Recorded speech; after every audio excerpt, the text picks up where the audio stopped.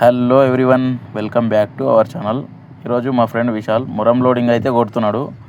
ఇక మనం ఖాళీగా ఉన్నామని చెప్పేసి వెళ్ళినాం టిప్పర్లోకి. ఇక మురం లోడింగ్ దగ్గరికి వెళ్దామని చెప్పేసి వెళ్ళిన.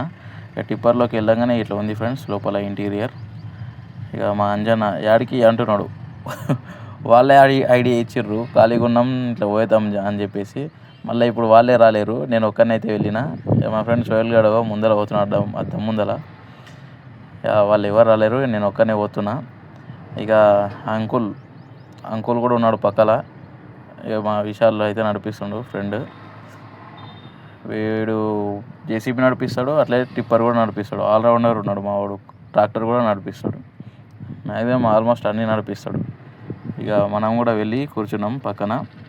టిప్పర్లో అయితే మస్తు కంఫర్ట్ ఉంది మామ. పాటలు పెట్టుకొని ఎంజాయ్ చేసుకుంటూ పోతున్నాం. ఇక ఇక్కడ రోడ్డు పక్కల ఒడ్లో ఆరవేసిర్రు. యువతల సైడ్ ఏమో చిన్న డిషం ఆటో ఉన్నాయి, యువతల సైడు ఒడ్లు ఉన్నాయి. పోనీకే దగ్గర ఉన్నది. అట్లనే మా వాడు జర ఎక్స్పీరియన్స్ ఉన్నాడు.